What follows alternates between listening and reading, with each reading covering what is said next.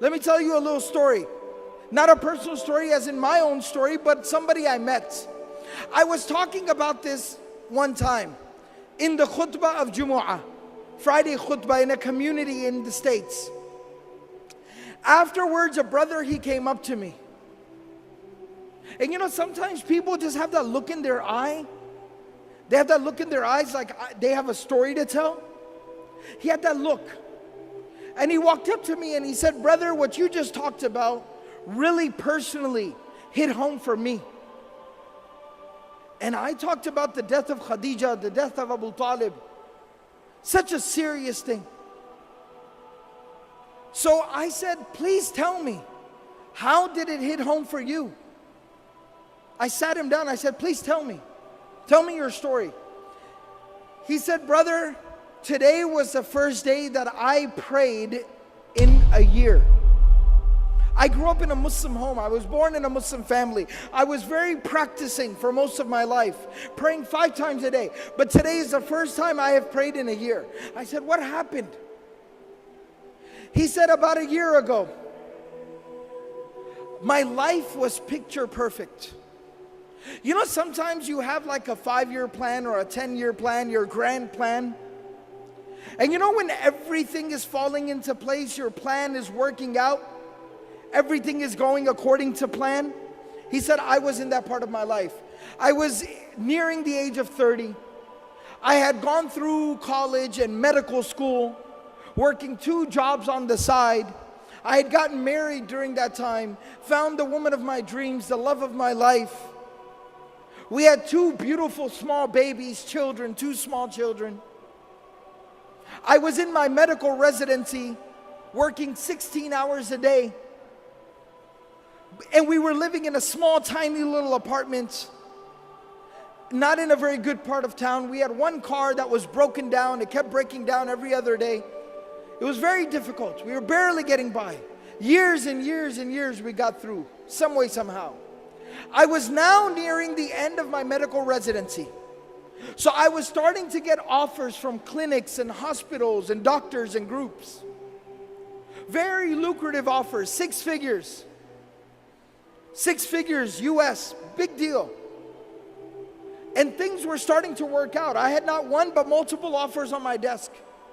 We had gone looking for nice homes so we could buy a house in a nice neighborhood, nice schools for our children. We went to the car dealership and we're looking at minivans and nice cars. Everything was working out. All our dreams were coming true. And he said, one day I came home a little bit earlier than scheduled.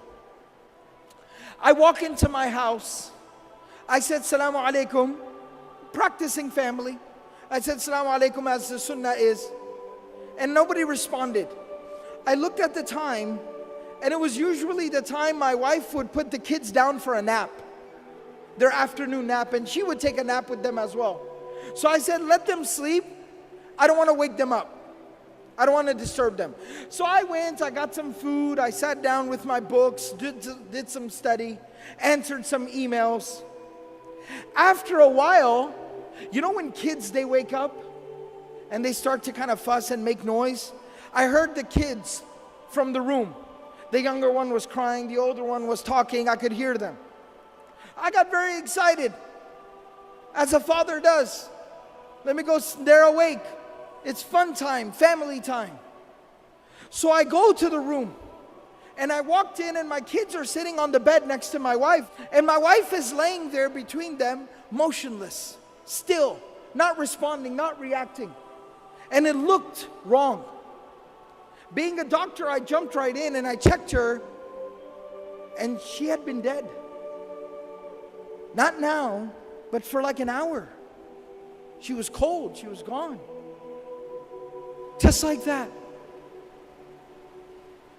He said, brother, at that moment, my life, it fell apart. I lost the love of my life. My children lost their mother. And I lost my faith, my Imaan. He said, the next 24 hours were a blur.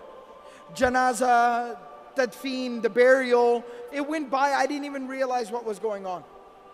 After that 24 hours ended and we buried her, I went to my room and I locked myself in my room, and I did not come out of my room for days.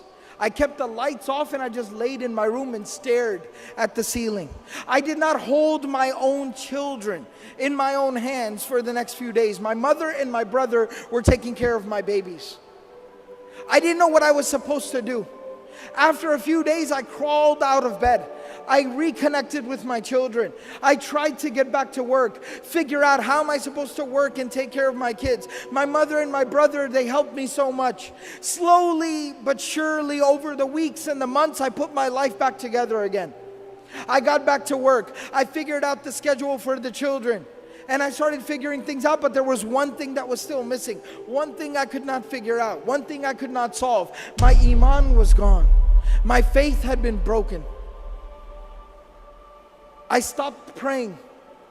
I no longer had faith. I was struggling. And he said, my brother, who wasn't just somebody who just showed up and just told me what to do. You know, some people, when they give advice, they're never there for you. They never help you. They don't support you. They just show up and tell you what to do. My brother was not like that. He looked after my kids. He stayed awake with my babies when I had to go to the hospital for a call. He's somebody who took care of me and my kids. I respect him. I love him. And he's very pious, very righteous. He prays. He kept telling me every single day, brother, come on, you need to pray. Brother, come on, you need to pray. But I kept resisting and refusing.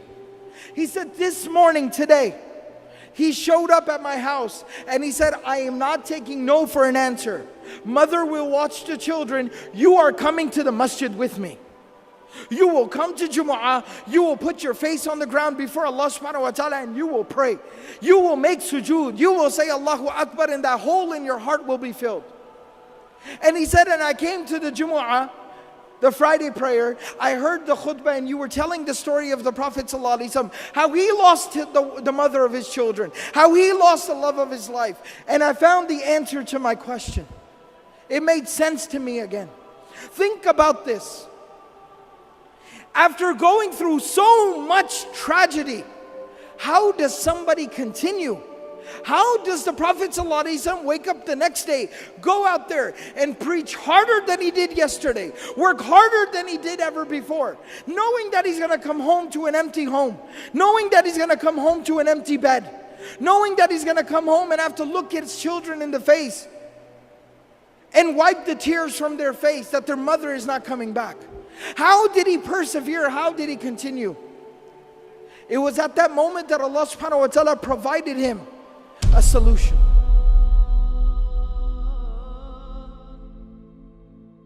Allah subhanahu wa ta'ala took him on the most miraculous journey any human being has ever experienced. It is called the journey of Al-Isra wal-Mi'raj, the journey by night to Jerusalem, and then the ascension above the heavens. The journey by night to Al-Aqsa, and then the ascension above the heavens. And there he got closer to Allah subhanahu wa ta'ala than any creation of Allah has ever gotten. Even Jibreel alayhi salam stopped at Sidratul Muntaha and he said that you are to go forward from here.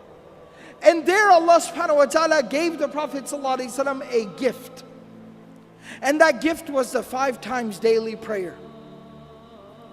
And Allah subhanahu wa ta'ala told the Prophet sallallahu alayhi wasallam, difficulties will come. Adversity will knock your door. Tragedies will befall you. But every single time you fall, stand back up and say Allahu Akbar.